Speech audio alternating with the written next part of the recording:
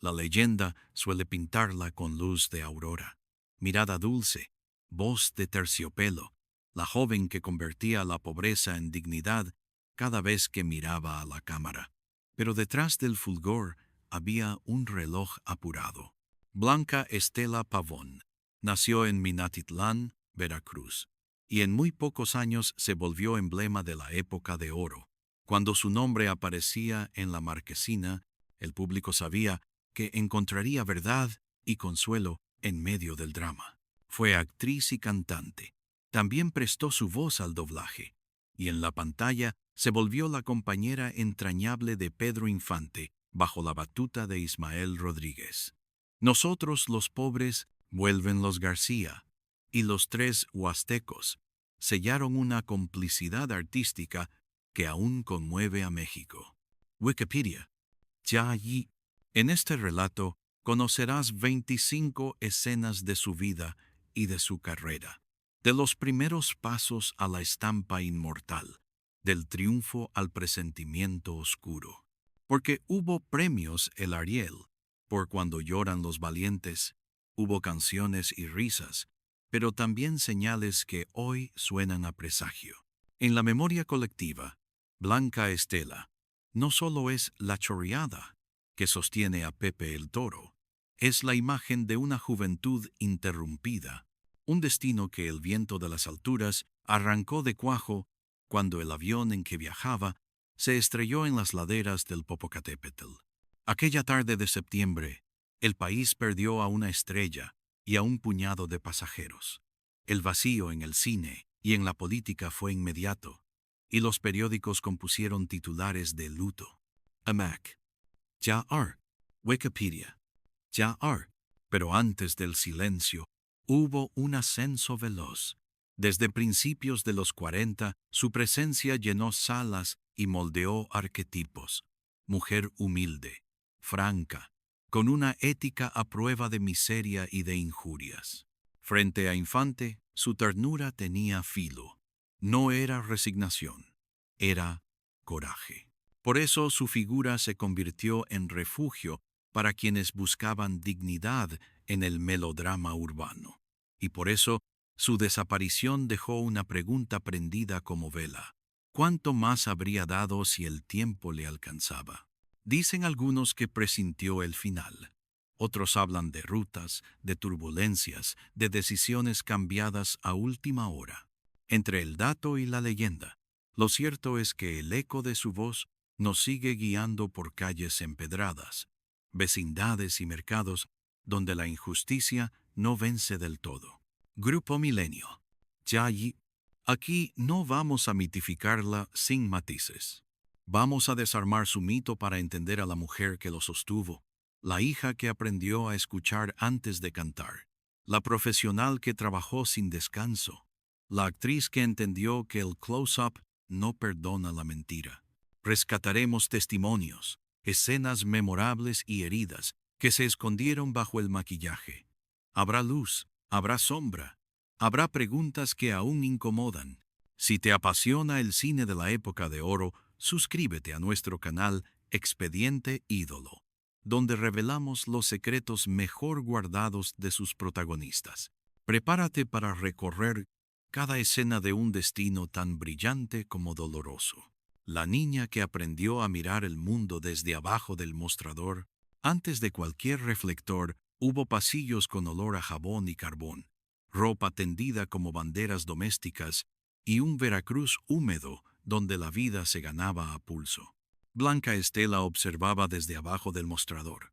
Los adultos negociaban, regateaban, soñaban. De esa escuela salió su manera de mirar, fija pero dulce, capaz de tocar una fibra sin subir la voz. La casa era modesta y el dinero breve, pero la música entraba por la ventana como un visitante insistente. Su madre le enseñó a no temerle a la pena, su padre a no faltarle a la palabra. Entre ambos, le regalaron la certeza de que la dignidad no se implora, se sostiene. El viaje que no parecía destino y terminó siéndolo. La familia se mudó a la capital con esa mezcla de prisa y pudor que solo conoce quien deja atrás el terruño. La ciudad, enorme y feroz, probó su carácter con tranvías repletos, colas interminables y cuartos compartidos donde el silencio costaba.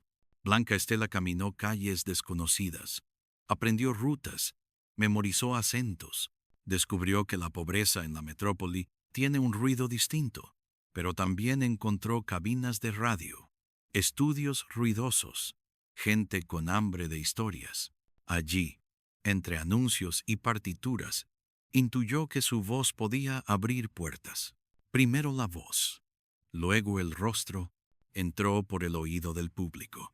La radio fue su aula mayor. Tandas en vivo, boleros que curaban la tarde, dramatizaciones donde las lágrimas había que imaginarlas. Ella afinó respiración, ritmo, silencios. Los técnicos tomaron nota. Aquella muchacha no improvisaba corazonadas, construía emociones. En los pasillos, un productor le dijo que algunas voces piden cámara. Otro le advirtió que la cámara no perdona. Ella sonrió con respeto y siguió trabajando. Aprendió a colocar la palabra como quien pone una flor sobre una mesa humilde, sin aspavientos, con precisión. El secreto del doblaje. Decir lo que otros callan. El doblaje le enseñó la humildad técnica, sincronía, intención, matiz. No era la fama, era el oficio. Se entrenó para calzar la respiración ajena y hacer propia una emoción que venía de lejos. Allí afinó su herramienta mayor, la verdad en el timbre. Cuando más tarde la enfocara el lente, esa disciplina invisible sostendría cada gesto, porque el doblaje la volvió estricta consigo misma. Si la voz mentía, el rostro quedaba desnudo. El primer set, una puerta entornada que decidió empujar, llegó al cine sin ruido. Un papel pequeño, una escena breve, una luz lateral. El director pidió naturalidad. Ella agregó pudor y firmeza. No buscó robarse el cuadro. Se quedó quieta y dejó que la emoción hiciera su trabajo.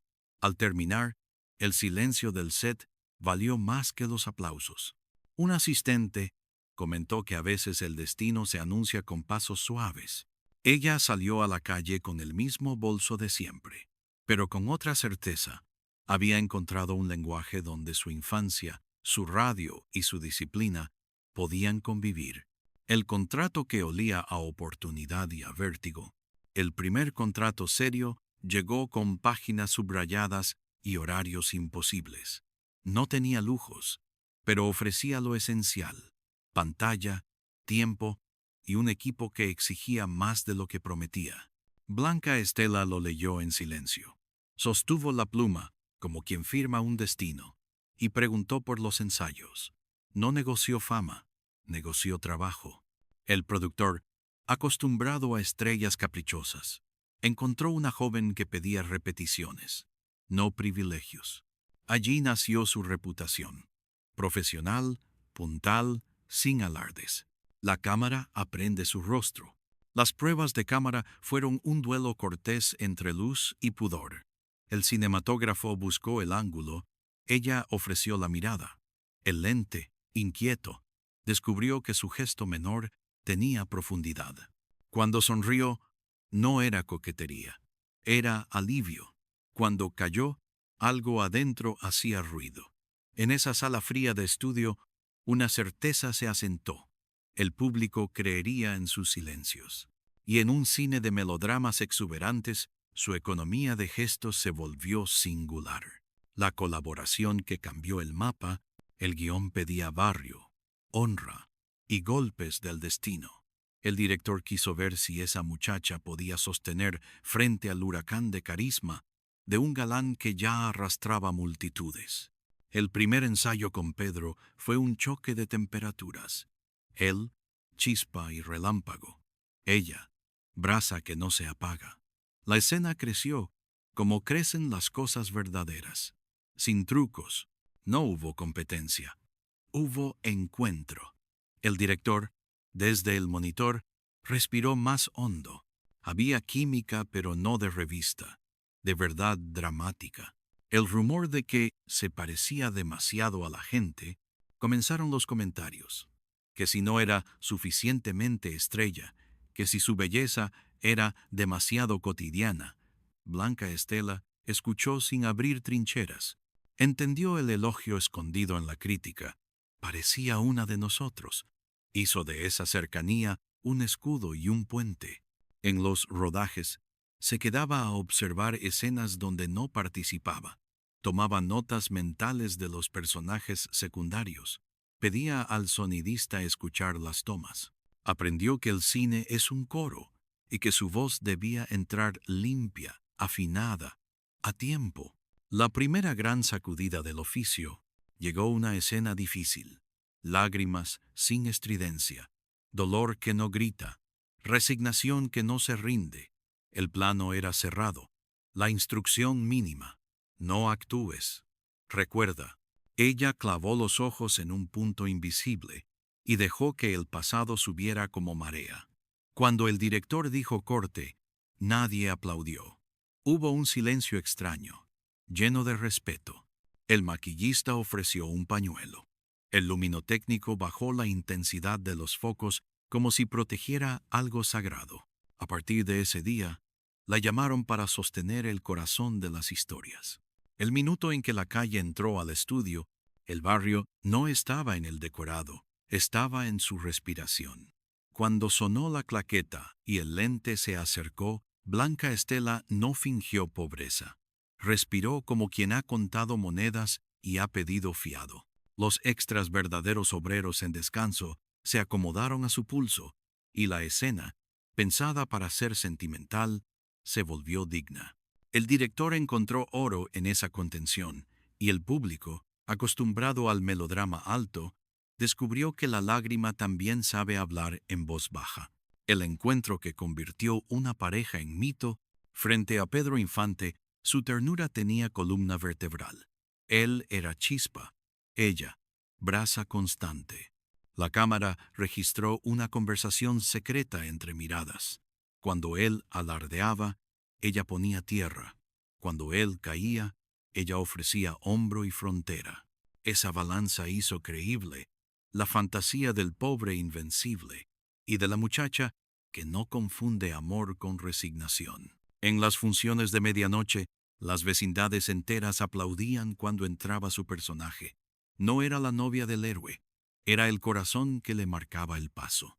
La fama que exige cuerpo y horas que no se cuentan. El éxito trajo jornadas extensas, madrugadas con café recalentado, pruebas de vestuario que pellizcaban la piel y un cansancio que aprendió a esconderse detrás del polvo compacto. Blanca Estela cuidaba su voz con disciplina de soprano. Infusiones, silencios, lectura en voz baja para no gastar el timbre. Al terminar las tomas, quedaba a ver cómo iluminaban a otros. Quería entender el oficio entero, no solo su porción. En esa curiosidad nació su respeto por la gente de piso, eléctricos, tramoyistas, sonidistas, que sostienen el cine sin firma en la marquesina. Las primeras grietas del mito, el brillo en la pantalla, no siempre se llevaba bien con la vida real.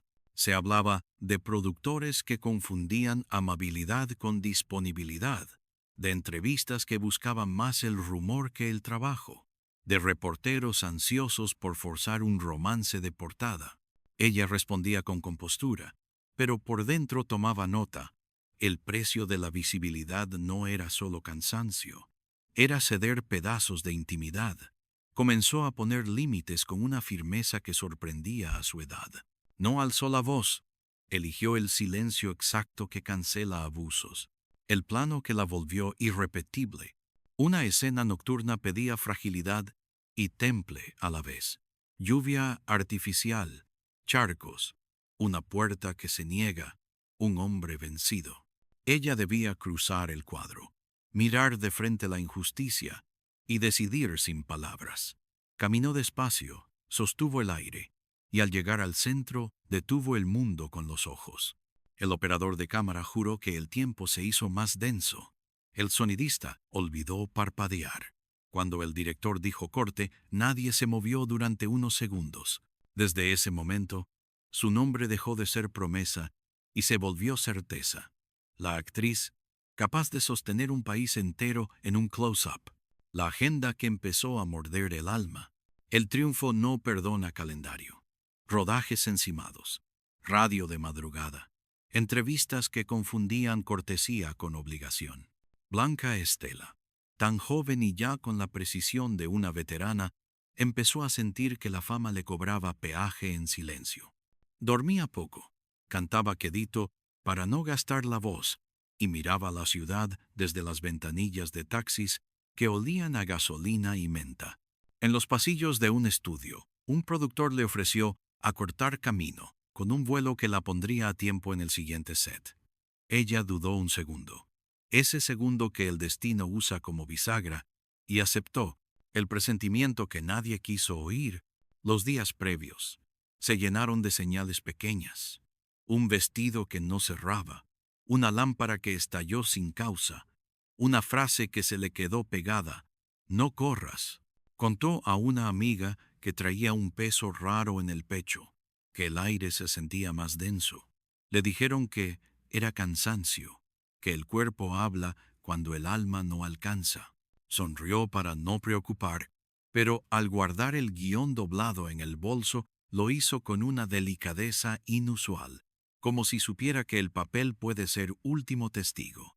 La ruta del sur y la sombra del volcán venía de trabajo al sur, tierra de mercados vivos y estaciones pequeñas donde el tiempo se sienta a mirar partir los trenes. El regreso sería por aire. El piloto habló de nubes caprichosas, de un cielo con humor variable. En la terminal, Blanca Estela agradeció a los empleados con esa educación antigua que nada alardea. En la cabina, el ruido de hélices parecía un corazón multiplicado. Algunos pasajeros dormían, otros contaban anécdotas. Ella miró hacia la línea oscura de montañas que, a lo lejos, guardaban el volcán como un secreto viejo. Sintió una mezcla de respeto y de pertenencia, como si ese paisaje la conociera por su nombre. El pequeño escándalo que no fue amor, la prensa, hambrienta de romance, quiso emparejarla en titulares fáciles. Le inventaron cena, flores y promesas.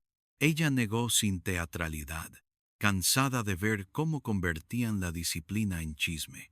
Hubo quien se sintió traicionado por su negativa a jugar el juego. Ese día entendió otra forma de violencia, la que obliga a elegir entre verdad y simpatía.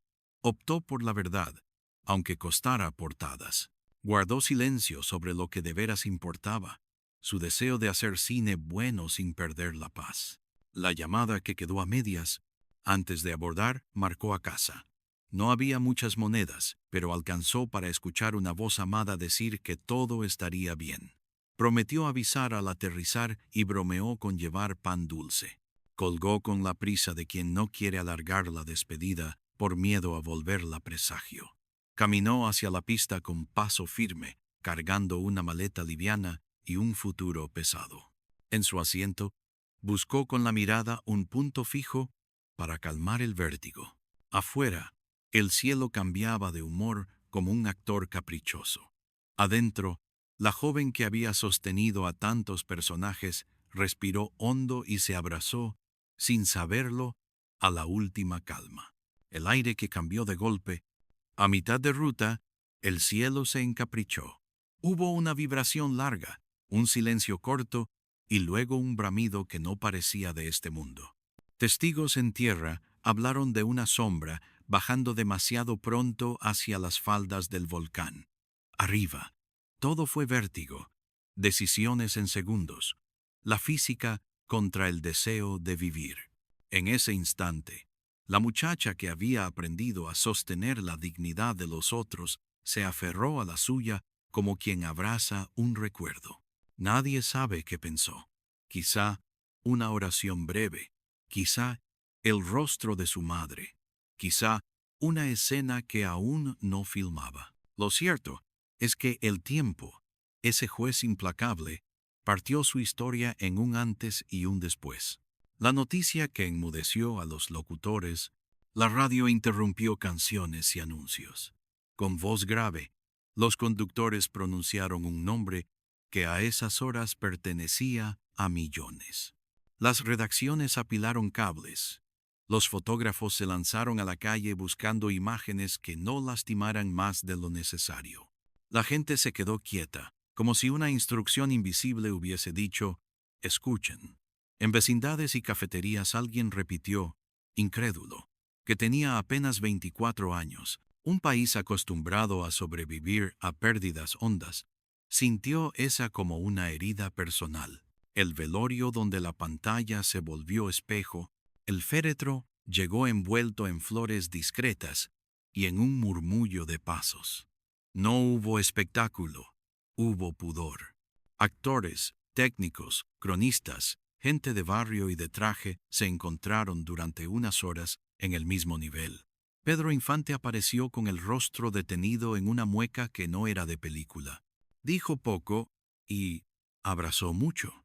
Quien la peinaba en los sets tocó por última vez ese cabello de estrella que nunca se creyó diadema. Afuera, la fila crecía sin prisa. Hombres con gorra, mujeres con rebozo, niños que no entendían por qué los adultos bajaban tanto la voz.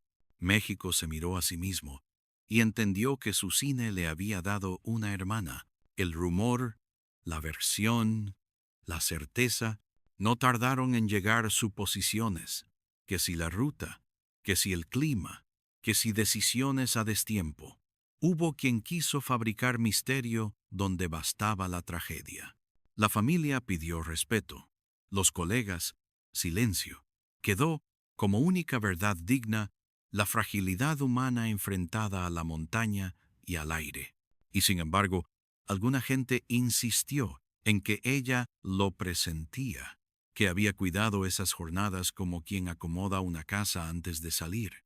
Nadie pudo probarlo, pero el mito encontró ahí su semilla. La ciudad que la despidió y el legado que no se apaga. El cortejo avanzó entre calles que ella había convertido en escenario moral. No hubo histeria, hubo gratitud. Alguien dejó un boleto de cine junto a las flores. Alguien más, una carta donde decía gracias por poner dignidad en la pobreza. En los días siguientes, las salas repletas proyectaron sus películas como si fueran misa mayor. Se habló de su premio, de su disciplina, de su forma de sostener el close-up sin empujar la lágrima. Los más jóvenes repitieron sus frases. Las mujeres encontraron en su temple un espejo sin humillación. Y así quedó fijada. Artista de tiempo breve y huella larga. Un faro manso, que todavía hoy ilumina la esquina donde la injusticia intenta imponerse. De Blanca Estela Pavón queda una suma delicada. La muchacha que aprendió a mirar desde abajo del mostrador. La profesional que convirtió la radio en escuela. La actriz que sostuvo a un país entero en un primer plano sin levantar la voz. Su vida, tan breve como una exhalación, unió el barrio y la marquesina, la ternura y el temple, el pudor y la fuerza. En sus personajes la miseria no derrotaba la dignidad. El amor no era servidumbre. La esperanza no era ingenua. En pantalla, cada silencio suyo parecía dictado por la conciencia de quienes, aun con poco, defienden lo que son. Por eso, cuando el cielo la interrumpió, el duelo no fue solo del cine, fue de la gente que se vio reconocida en su manera de caminar la injusticia sin agachar la cabeza. También persiste una pregunta que nunca se cierra. ¿Hasta dónde habría llegado si el tiempo le concedía otra estación? Algunos insisten en presagios, en rutas cambiadas, en señales mínimas que hoy suenan a aviso. Tal vez sea el modo en que intentamos consolar lo inconsolable, tejer un sentido alrededor de lo que nos arrebata. Pero incluso si deshojamos el mito, la verdad simple es suficiente. Trabajó con una disciplina luminosa, eligió el rigor antes que el ruido, confió en la verdad de lo pequeño y con ello construyó algo mayor que cualquier campaña de fama. Su legado no es una estatua, es una ética de actuación que invita a creer en la emoción exacta, en el gesto que no se vende, en la lágrima que no se negocia. En las funciones de medianoche, cuando el proyector golpea la pared y el polvo baila en el cono de luz, su rostro vuelve a aparecer con la misma mezcla de fuerza y vulnerabilidad. La escuchamos decir palabras que hoy pertenecen a la memoria común, y sentimos que el país que fuimos y el que deseamos ser caben en la templanza de su mirada. Esa es su victoria póstuma. Haber convertido la pantalla en espejo moral sin dogmas ni sermones, solo con la verdad de una actriz que entendía que el arte pertenece a quienes lo necesitan. ¿Cuál de estas escenas te sorprendió más? Déjalo en los comentarios y no olvides suscribirte a Expediente Ídolo para seguir desenterrando la memoria viva de la época de oro. Si llegaste hasta aquí, conserva esta certeza. Las estrellas de vida corta no se apagan. Aprenden a brillar desde otra altura. Y cada vez que una sala oscura se llena de silencio, Blanca Estela vuelve puntual a recordarnos que la dignidad también puede ser cinematográfica.